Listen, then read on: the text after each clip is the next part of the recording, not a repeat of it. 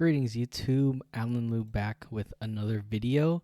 And for this video, I'm going to be stepping away from the heavy hitters content for a bit and talk about Flesh and Blood terminology, or just card game terminology in general, and sort of how I feel they fit into Flesh and Blood, because Flesh and Blood is a pretty unique game compared to games like Magic or Hearthstone, Yu-Gi-Oh, etc. in that, you're drawing multiple cards a turn and you're cycling through your deck rather than just the usual, you draw your opening hand and draw one card a turn.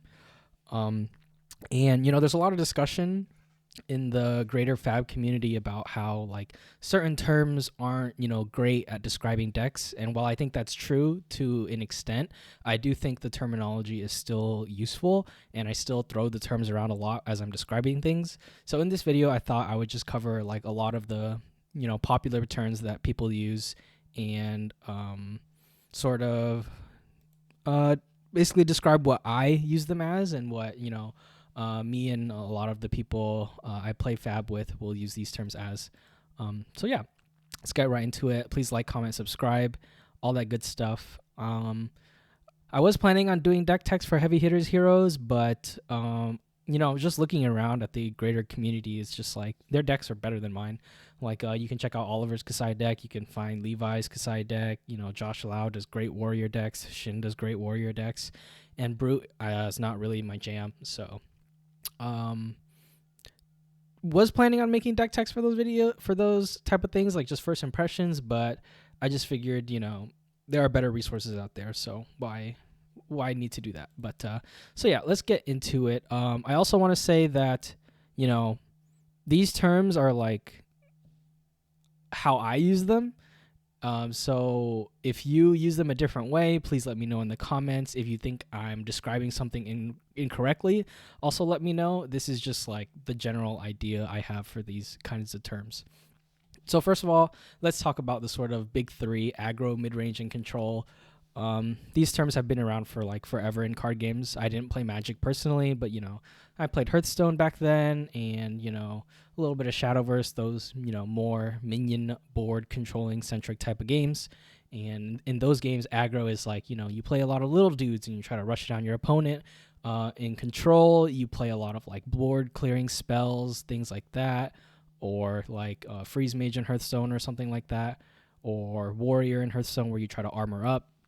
And mid-range is sort of just in the middle of that, where mid-range decks, need to control aggro to the point where they can overwhelm them once the game goes longer, versus control. Mid-range decks need to sort of be the aggressor. And so for Flesh and Blood, these terms, aren't great because, only a few heroes are actually board-centric, like Dash to a degree, or Dromai, Prism.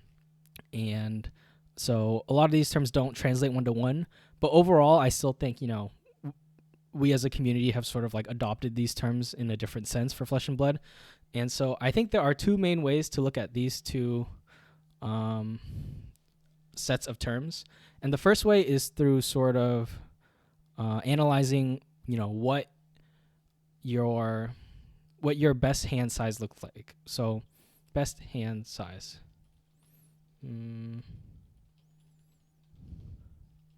So in general, aggro decks want to have or play best with larger hands. This is the case with decks like Katsu or Fi, or even Azalea to a degree, Bolton if you're Raiden. I think it's obvious that every deck wants to play with as many cards as possible, but for aggro this is especially true. Usually the case of more 2 blocks. You get better rate attacking rather than blocking. So this is obviously, if we take 5 for example, right? You have a lot of 2 blocks, your Rising Resentments, your Ronin Renegades, things like that.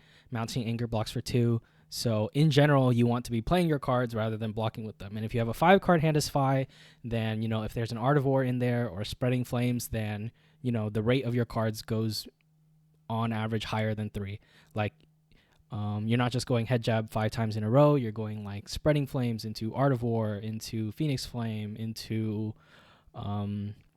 Ember Blade into things like that, Lava Burst, and then all of a sudden your 5-card hand can translate to like 20 plus damage, right?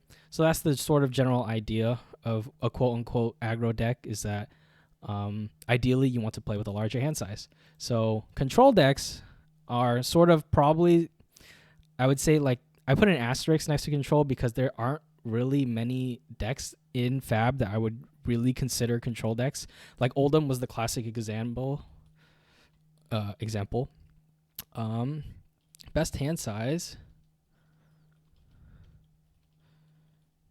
is honestly can be 0 sometimes. Like the point of Oldhim is that, if you wanted to just completely block out and arsenal a card, you could. If you had 1 card left over to swing Winter's Will, you could. So generally can play with 1 card or less and still pressure somehow. So for example, Oldhim Winter's Will, that Frostbite is taxing for certain decks. Sometimes that will lower the output of the opposing deck by quite a lot. Against other matchups, that Frostbite doesn't mean as much. But generally, control decks try to sort of play the game much differently, where you're not attacking as much, you're giving up maybe some life early. I would somewhat categorize board-centric decks here as well. For example, like Prism, Illusionist in general is really tricky to categorize. They're kind of like their own thing in Flesh and Blood. Like, would you really call Prism a control deck? Like, if you're on Iris and Auras and you're playing versus like a Bravo, is Prism sort of the control deck? Kind of, but also kind of not really, because like Prism has a lot of no blocks. Does she really have 2 blocks? No, not. Oh yeah, the blue auras are 2 blocks. So if you take like the block value on cards to categorize decks, well then maybe Prism you might think is more of an aggro deck because she has a lot of no blocks or 2 blocks, and her heralds swing for a lot. But if she's playing Iris and Auras, she's more of the controlling side of things, and that's where things get really awkward in Flesh and Blood.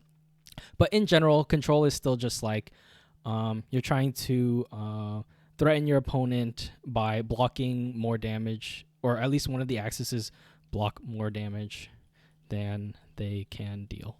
That was sort of like the classic thing for Oldhim, right? Is to just, or at least Fatigue Oldhim decks was like you would heal and block forever, and so that was like the poster-ish for control. So then mid-range is just like the in-between. Can usually play 2 to 3 card hands very well, but 5 card hands usually aren't ideal. So let's take Bravo for example.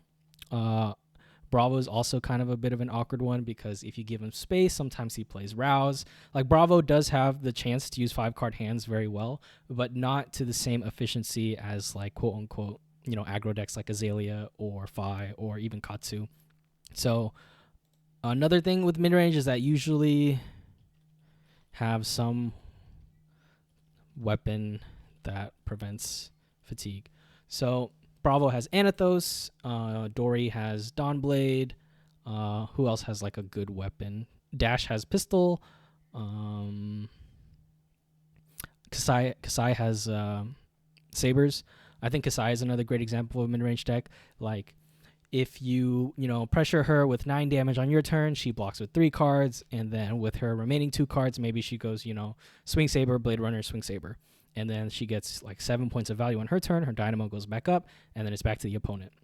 So generally, mid-range decks maximize value by both attacking and blocking.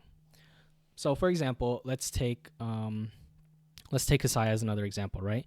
If you're playing against a ninja, then you can sort of pick your battles of how to block, how to attack. You have a lot of freedom with that. But then if you're playing against a deck like, Oldhim's not in the meta anymore. So let's take Victor, for example, right? Let's say Victor draws 4 block cards. And then Kasai, you swing your saber, Victor blocks out and just passes.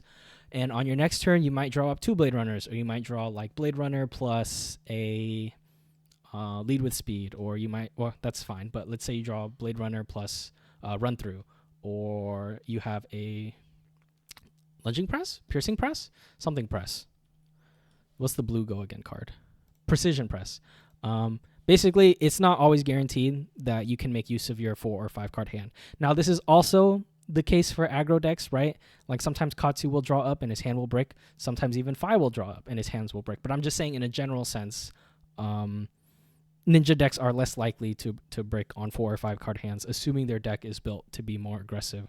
Whereas, Kasai, and the whole time this thing is like it's a spectrum, right? Like you can build Kasai in a way where, you have all your go-agains and the rest of your cards are just pumps. It's just Blade Flurries, it's Slice and Dice, it's seconds in the swing, it's lead with speed, just any other pump, right? So in that case, you're building Kasai as more of like a quote-unquote aggressive deck, because at that point you just want your deck to deal as much damage as possible with your maximum hand size, and you're worrying less about other factors.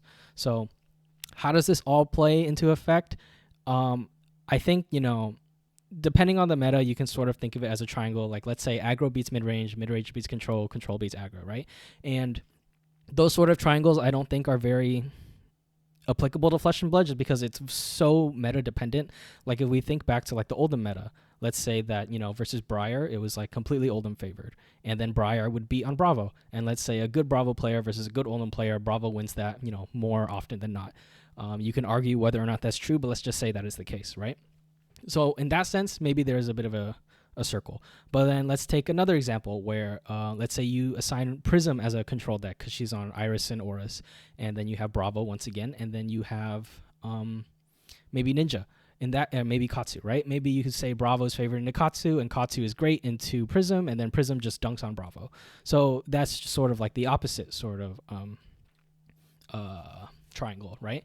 So I wouldn't really sort of assign decks as like, this beats that beats that, and so on. It's just more of like every deck has like their own unique thing in Flesh and Blood that sort of gives them, good matchups versus bad matchups. But overall, when I'm saying an aggro deck, I'm saying a deck that, might have more 2 blocks and in general are just trying to push more damage.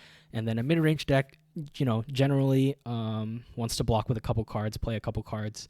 Often the case where mid-range will play cards that are more efficient blocking. For example, Victor plays Test of Strength and Trounce.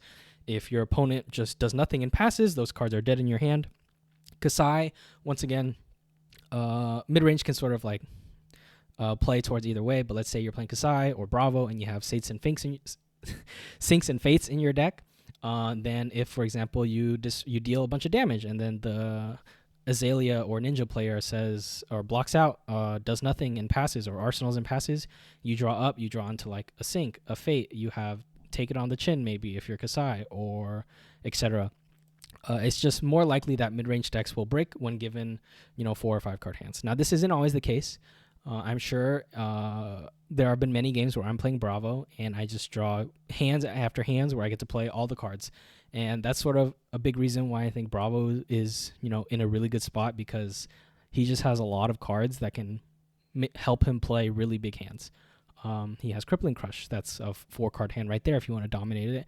You can draw Pulverize out of nowhere. You can draw Rouse. You can draw Pummel, CNC Pummel without Tunic, or an extra resource from somewhere. That's a 4-card hand that's really good to play.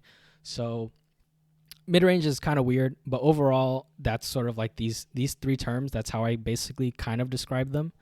And it's really kind of about figuring out, who's the aggressor and what matchup, right?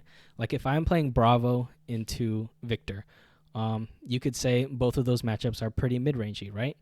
And you can just swing your hammer back and forth over and over and see who wins there. Well, the aggressor in the matchup really depends on your deck list, right? If both of you are running Zealous, you're basically saying at some point in the game you both want to be the aggressor, because Zealous blocks for 2. If you block with it and it doesn't pitch for Anathos, assuming Victor's on Anathos. Victor can play Sledge also, that's fine. But if you both draw into Zealous, you want to play it at that moment. And when you do that, you're basically saying, okay, I'm going to eat whatever you swing at me so I can swing back. Let's say both Guardians are in sort of like a neutral state and you're swinging Anathos back and forth for 6, block 6, 6, block 6, back and forth. Eventually, one of your hands, you will draw Zealous and 3 blues, right? And then let's say the opponent swings their hammer again. At that point, let's say your Arsenal's clunked for whatever reason. You would only block 3. You eat that 3 damage, but you send back 11. So previously, when you were both like trading 12 with each other, Zealous now makes it so you block 3. and you send back you send back 11. So now you got 14 value on that hand. However, the issue with that in sort of mid-range decks as a whole is that, let's say, as the Bravo player, I play Zealous, and Victor fully blocks out, and then he does nothing on his turn and passes. And let's say on my turn, the best thing I can do is throw a blue Thunderquake with the 4 cards in my hand. All of a sudden, I'm only representing 8 damage when I have 4 cards. And then let's say, Victor blocks 6 again. And then so he takes 2, and then he swings back 6. And then that sort of dance happens again over and over. It's really hard to describe that sort of like Guardian matchup thing, but that's sort of like this whole like mid-range thing where like if you need to be the aggressor in a certain matchup, it can be difficult to sort of pivot. And yeah, that I went on a bit of a tangent there, but yeah. So those are really the terms. I know people don't love it when you classify a deck as a mid-range deck or you classify a deck as an aggro deck because, for example, like Katsu, right? If you're playing Katsu into Bravo or into Dorinthia, where you need to side in defense reactions, you're sort of, moving along the spectrum towards mid-range where you're okay with blocking with a few of your cards. And in Katsu, most of your combo cards block 3 anyways. So that's less of an issue, but Katsu has less armor. That's a whole nother thing, but let's not talk about that. But everything is sort of like a sliding spectrum, right? And against certain matchups, you need to slide along the spectrum somewhere else. Like if you're playing Katsu into, KO? Into KO, right? KO in general is not presenting any disruption. He has send packing, he has CNC maybe, and it's mainly those two, right? You have like 6 CNC effects. So whenever that happens, maybe as Katsu, you're incentivized to block. But for the most part, it's about who can throw more damage at each other. So in that case, you guys are both the aggressor, you're throwing back and forth, and you're really just trying to play with your maximum hand size. And so where things get a little iffy is like tempo. I'll talk about that later. But yeah, let's move on. The last sort of minor consideration is a combo deck. In general, I would only really think about Saber Bolton and Kano as sort of like really dedicated combo decks. Like Saber Bolton and Kano with Aether Wildfire, those are 2 decks that are very like combo centric where they want to do this one specific set of cards, and if they get there, they most likely win. And if you can't kill them before then you most likely lose. So that's another sort of, general statement about aggro mid-range control versus a combo deck. In general, a control deck won't do great against a combo deck because control decks won't be able to sort of be aggressive enough to kill the combo deck in time. That's why in general, Guardian isn't great into Kano. Guardian and Saber Bolton's a little different because as the Bravo player or even as the Victor player, you can throw in your pummels and things like that. Like you can sideboard to be more aggressive. That's the whole thing, right? But like Kano in general, for example, for Guardians is not great. And that's also the case because in general, Guardian doesn't present multiple wide attacks. Guardian usually presents one tall attack. And when that happens, you use a lot of resources to push through damage. Whereas if Kano is at 1 and you're Bravo, you still usually will have to send at least 2 cards to sort of pressure them. Like you can swing hammer, maybe. Okay, let's say Kano's at 2. You can't swing your hammer for 4, so you would need at least 2 cards to swing for 6. Whereas a ninja, they can just play 1 card. That's like, I don't know, Be Like Water or Ronin Renegade. Something like that with just 3 go again or 2 go again. So that's another reason why the whole Guardian Kano thing is how it is. But so it's not really like an it's sort of like an archetype thing, but it goes a little deeper than just mid-range or control decks aren't great against combo decks. For example, like you might think aggro decks are really good against combo decks, right? Like Saber Bolton, but a lot of people can argue that Saber Bolton is actually quite favored into ninjas because what Saber Bolton does the whole time before they find their combo is just block. And then once they do find their combo, the ninja player usually can't overcome that. And that's also because ninjas generally don't present disruption. They just present damage or on hits that present more damage. Like Surging Strike will present, Whelming, which is draw a card, which is usually just more damage. So Bolton can sort of pick and choose where to block there as the sort of Saber combo deck. But if you're playing against a Guardian or something and they play CNC and they might pummel you and you might lose your Lumina, that's like a completely different situation, right? So once again, in general, combo, you can say, aggressive decks in general are better into combo decks, but that's not always the case. But I would still categorize, combo decks as decks that just want to find one specific set of cards and win the game through that. I'm not sure if there's really any other examples. Like, you can kind of say Ghostly Touch Dromai is like a combo thing. I wouldn't even really say it's like a combo thing because you're not. Well, it's a combo thing if you're trying to set up like triple Chromai Lost in Thought at the bottom of your deck, right? But for example, like Ghostly Touch and even like Chromai Ash, I would still consider those more like, control / board centric illusionist things rather than like a specific combo like Saber Bolton or Kano. Excuse me. But yeah, moving on. So another thing I really like to, well, before we talk about tempo, because that one's the weirdest one, let's talk about value. I'm going to make this smaller. Hopefully you guys can still read it. So value, value is basically just playing every card to maximize the damage / block value you get. Example, Rouse, CNC. So value, as it sounds, is you're just making every single play to maximize your block value or your attack value.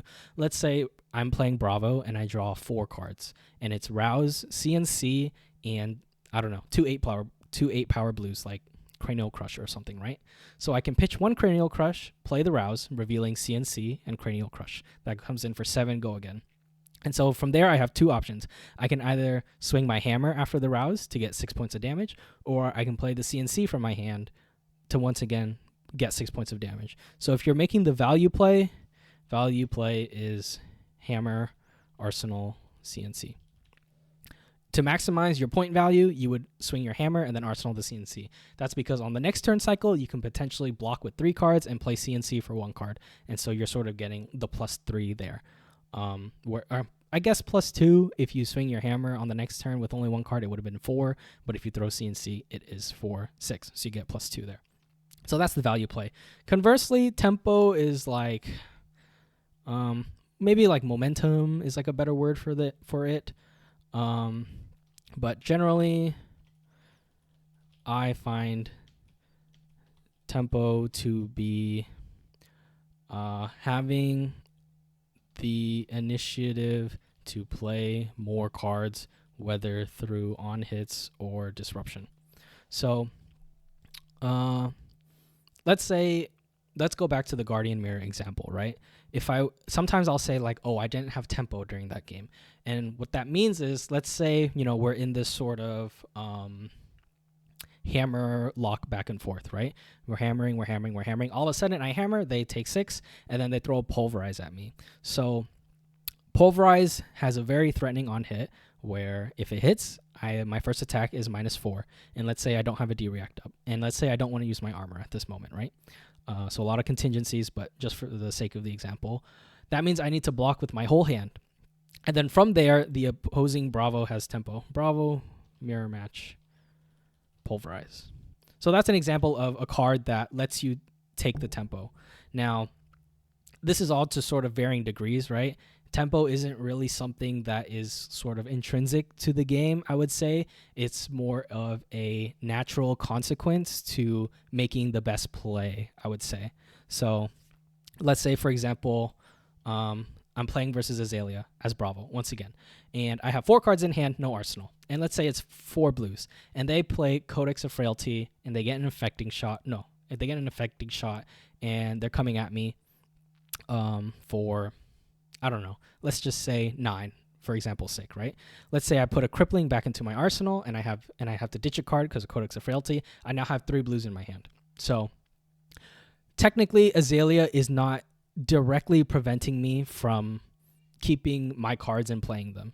But let's say for some reason we're in second cycle and I'm tracking their pitch stack, and I know that the Ponder will draw exactly a Sink Below, right? And so at that point, the best play in this situation is to fully block and let Azalea take the tempo, right? So that's sort of what I mean by tempo. It's like a consequence of sort of the game state and actions that are being made. It's not really something like intrinsic to the deck, sort of like combo or control or mid-range or things like that. I'm trying to think if there's like other examples of tempo. Dorinthia is another deck, for example, that's great at taking tempo. Let's say, she eventually gets one counter on her Dawn Blade. At that point in the game, it becomes very important to block Dorinthia. She has the tempo. Now you could argue that, you know, maybe you don't care about counters or future counters and you just want to race. And if you're both being the aggressor at every point in the game, there really is no sense of tempo. You're really just throwing your attacks back and forth at each other, and seeing who wins from there. But in general, when you're trying to make the best play, there will be a point where you have to block at some point. Maybe not. Maybe you're just high rolling and you get to play all your cards and you just get to attack. That's fine.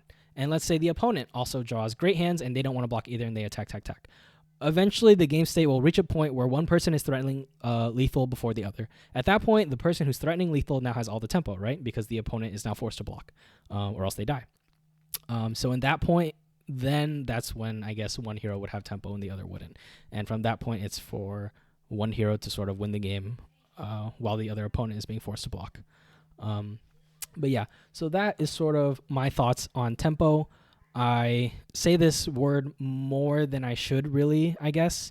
And I'm not sure if sort of everyone sort of has the same idea of what I mean when I say, you know, one hero has the tempo and I don't. Another great example is, let's talk about the Bravo Mirror again, because I think the Bravo Mirror is probably one of the matchups where I find tempo to be the most important.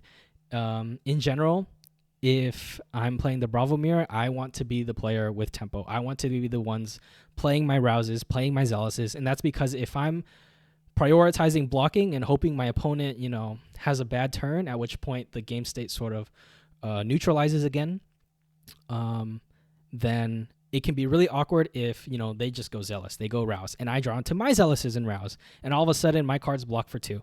And so that puts me in a situation where I have to eat this damage in order to make the best quote-unquote value play. Because if I block with Zealous, I'm blocking 2, whereas if I'm playing it and attacking with Hammer, I'm attacking for much more, right?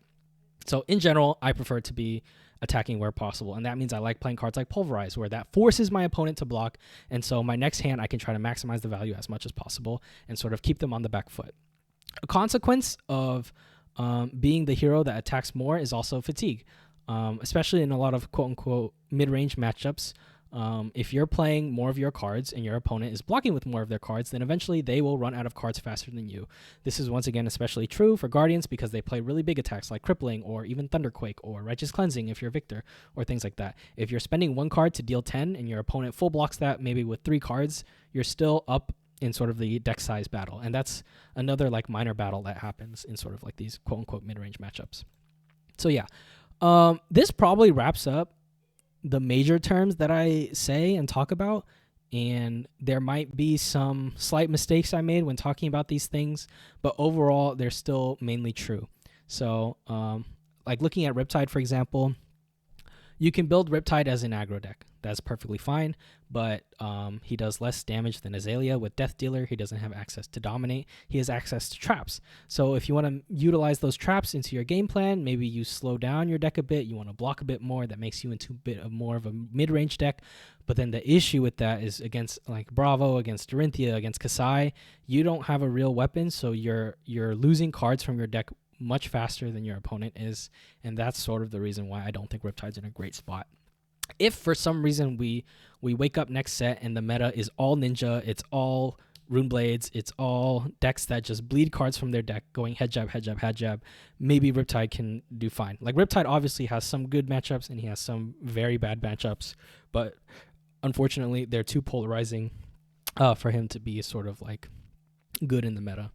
Another thing that makes these terms awkward is when you factor in disruption into the situation. Because Azalea, you can categorize her as an aggro deck because she wants to play with 5 cards or 4 cards and just wants to go pump, arrow, or, you know, cross wraps, dominate an arrow, pump, throw the arrow.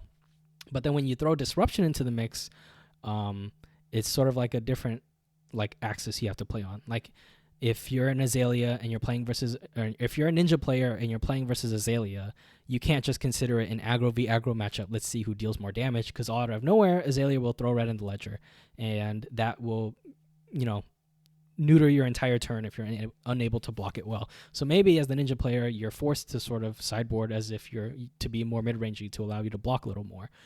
But then that sort of plays into Azalea's strength, where she gets to just have extremely high rate damage through Death Dealer and pumps.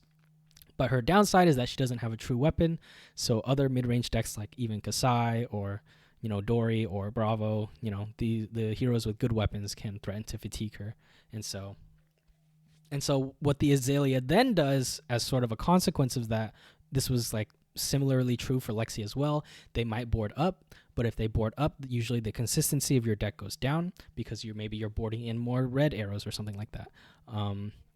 Or maybe, with your power cards, you want to pitch stack them to have a really big turn that goes over what the opponent can block. Well, if you're not playing, Unga Bunga, just throw all your cards at them, then that gives the opposing deck time to sort of, play a CNC out of nowhere. And that sort of like slows down the game and turns it into this more like 2-card, 3-card back and forth rather than, Azalea throwing 4 or 5-card hands and the opponent just trying to block. So there's a lot of factors, obviously, that goes into all of these things. And I can't go into every single hero. This video would take way too long. Like Boost Dash and Dash IO, that's another similar facet. Whereas, if you leave Dash IO to just do her thing, she can output a ton of damage. But she doesn't disrupt like Azalea, and she can't block as well because her items are no blocks.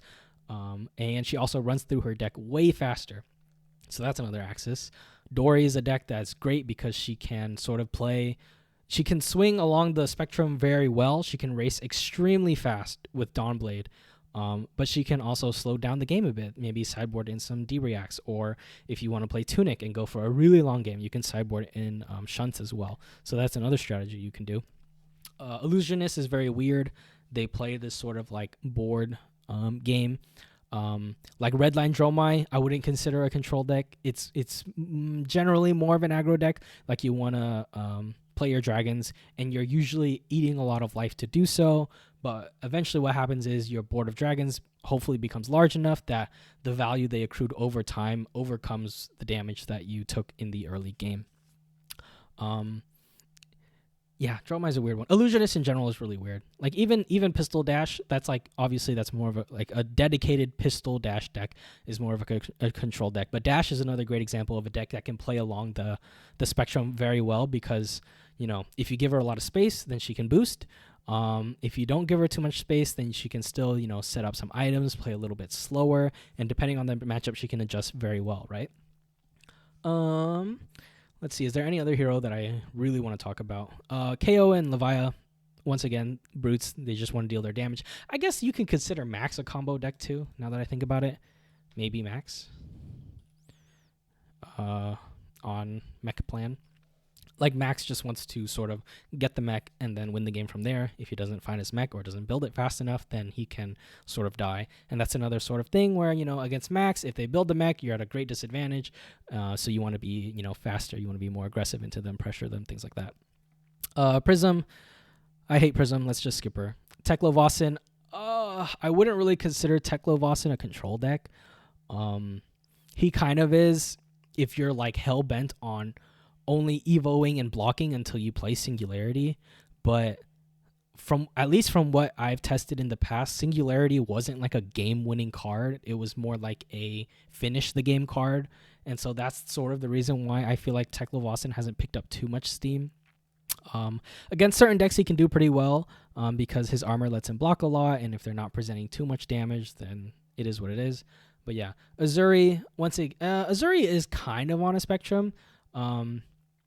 In terms of like aggro to mid-range, like if you're someone like Tao who plays Azuri with like Last Ditch Effort, Triple Remembrance, that's definitely more of a mid-range deck. You can play back and forth, and you have, even though your weapons are worse rate than something like Anathos or even Kodachis, like nowadays people are saying Kodachis aren't that great of a weapon, right, in terms of their rate, and that's true, and Azuri's is even worse.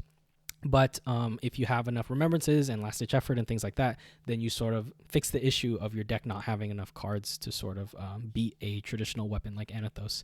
But Azuri can also be very aggressive with like Nimblism into Leave No Witnesses, and she also presents Disruption. So she's kind of similar to Azalea in that respect, except she doesn't output as much damage, but she does have a true weapon. And her Disruption is like a little better, I would. Oh, is it better? I don't know. The Azalea arrows are pretty good. They're just different. Like Azuri's disruptive effects are usually about like destroying a card, either from leave no witnesses, arsenal destruction, or shakedown. You banish a card from their hand, right? Whereas Azalea's disruption is more like you can't do a certain thing, but you don't lose cards from your hand or deck. So they're just different in that respect, but they're still very similar, which is cool because they're both from the pits. I didn't think about that until now. Viserai, he is he's another damage deck, an aggro deck for the most part. You can play him OTK, control Viserai. Would I consider OTK Viserai a combo deck? Yeah, I would. You're just blocking the whole time, building up rune chance, and well, is it more of a control deck at that point because you're sort of accruing your rune chance over time? It's a little bit of both, right? You're a controlling deck where you're just blocking, but you're making rune chance so that eventually, when they can't kill you, you just destroy them with rune chance, that kind of thing. So yeah, I think that's I covered most of the heroes. I probably missed a few. Bolton, he can play on multiple axes as well. Raiden is like a aggressive, slanted mid-range deck. Like you don't necessarily need 5-card hands all the time, but when you have your Tunic up and you draw your Via the Vanguard, you can explode for a lot of damage. So that's cool. He's not sort of faster than an aggro deck in a traditional sense, but that's why playing like a hybrid Bolton where you can switch to sabers. So against like in a more aggressive deck, you can block more, and the saber combo just like overpowers them eventually if you can find it within a few turns, which actually isn't too hard when you have 3 Lumina and 3 Beacon. So Arachne, I don't even know what kind of deck I would consider Arachne, to be honest. Like I guess he's like more of a mid-range deck, right? Like you want to block, you don't want to. Arachne generally doesn't want to use 5-card hands. He wants to like go dagger, annihilate the armed, or block 3 cards, plunder the poor, things like that. And sort of Arachne can do very well versus like sort of more aggressive decks, because you can block efficiently and you can also destroy cards from your opposing hero's deck. But against like decks that slide more to the mid-range control side of things, Arachne can definitely struggle. So yeah, that is a lot of things that I just covered. I didn't really script this video. I usually just go off the cuff with these. I'm sure there's like at least 5 more things I could talk about, but I just can't remember at the moment. Maybe I'll make a follow-up if I think of other things. But yeah, this is the end of the video. Comment below about what you think of sort of my description of these things and how I categorize things. They're not perfect, and you can't use them to sort of predict every situation, but in a general sense, they do work. But yeah, that was all for me. And let's see, what's a fun question I can ask you guys? Let's see. What hero talent combination are you most excited to see if LSS ever decides to print them? That's a fun one. Maybe like a Lightning Guardian would be really interesting, because Guardian generally doesn't have a lot of go again. So a Lightning Guardian might fix that. But yeah, that's all from me. Thanks for watching. Like, comment, subscribe, all that good stuff. And I'll see you guys next video.